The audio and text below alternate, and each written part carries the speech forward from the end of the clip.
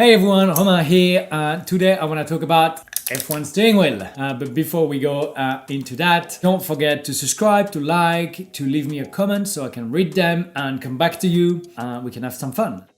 So, Formula 1 steering wheel. So that's my Haas 2020 steering wheel. But if I go close to you, right here, Kimi Raikkonen. What you have to know is that every Haas Formula 1 steering wheel was made on the base of Kimi Raikkonen Ferrari wheel. If you start behind here on the right hand side for myself, that's upshifting and then downshifting, and that's the clutch. So in Formula 1 you have only two pedals, throttle and brake. The clutch for the race start or the pit stop, it's here on the hand. Then you've got two small buttons here. You can just see it. On the right hand side that would be full power, so you would discharge the battery on a straight line, but that would give you full power. And on the left side it would be the DRS. The DRS also works with those lights. If you are within a second of the car in front of you, two lights will come on. You get to the line, four green lights will come on. You press the button, it's open. In qualifying, you know it would open at a line, but you still have the light coming, showing that you've crossed the line and you can press the button. The DRS closes either if you release the throttle, if you touch the brake, or if you press the button again, right? So that's three ways of closing the DRS. And then there's two more buttons behind those, quick buttons. So imagine you're into a fast section, turning right, left, you can, and then there's a braking coming, which is a bit tricky. You just bring that down and then back up. So those buttons you can set up the way you want it. Everything that's at the front can be put on those buttons. So brake balance, differential, engine braking, you can combine them. So it's like a very easy way of doing it. So that's two buttons, and we actually got a lot more here on the function button, 4.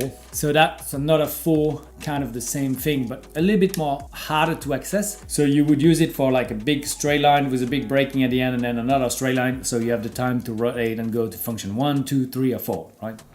If we go at the front of the steering wheel, pit limiter, here, neutral, radio, that OK button works with those, that also works with those. So if you have a wheel speed failure, sensor failure, right, the gearbox won't know which speed you're doing. So you'd probably go MFA, position 22, so 1, 2 on the 10, 1, 2 on the 1, OK, and then you would cancel the sensor, override it, and then keep going. So whenever a sensor or whatever fail on the car, that's the way you can go. So MF1, MFB, MFT, and all of them are like 100 things. I've got no idea what they were behind, but there's 100 things behind. Then the differential here. So that's differential. That's to help the car balance. So if the front tires are going, you would open the differential, meaning the rear wheels have got more way of turning to a different speed and the car would turn more. And on the opposite, if the car gets really on the nose, very loose on entry, or in the mid, you would close the differential to stabilize it. So in high speed corner, normally you keep the differential closed, and in a very, very small hairpin like Monaco, you open the diff as much as you can to get the car rotating.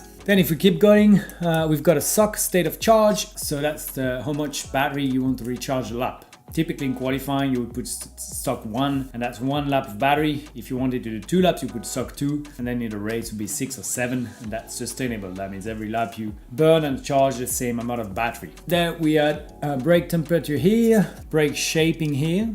Brake shaping is how much energy recover on the braking. So when you release the brake pedal, the brake balance will migrate to the rear of the car, and you will recover more energy, but also you use it to balance your car, right? So if you had front locking late in the corner, you would go shape 5. If you are rear locking late at the corner, you go shape 1, for example. Quite complicated, but I'm trying to make it as easy as it can. Then MFB, behind settings. That middle one here, that's the big one. That's all the settings that you have into the race, right? So push is push. Attack defense is like a different type of deployment. So you deploy more in a straight line, so to protect or to attack the guy in front of you. And then a couple of fuel saving switches. Engine safe, that is bad. If that would happen, that means you've got something wrong. There's a puncture button so you don't damage the differential. Manual safety car. Slow was to charge, it's like a charge button. K2 was more like an outlap thing in qualifying, and then RS race start. Spark ignition, that got banned. So it used to be the engine setting you would use in a race, more power, less power, more, you would damage more the engine, so you would have a certain amount of lap on each settings. But when FIA banned the settings in the race, that became useless. Tires, orange are slicks, greens are intermediates, blues are wet. they all have a different diameter. So those settings are to switch on the rain light at the back, but also to set up the pit limiter, because different tire diameter, different speed in the pit lane. So you had to make sure that you was on the right settings before you would change your tires. And then finally here, in practice, the cruise control. So whenever the car goes at 200 or 220 or 250 kph constant on a straight line, but also a tire degradation. So in the race, we wouldn't communicate on the radio the tires are going, but we just go through the wheel. So the engineers would know, but everyone else wouldn't know.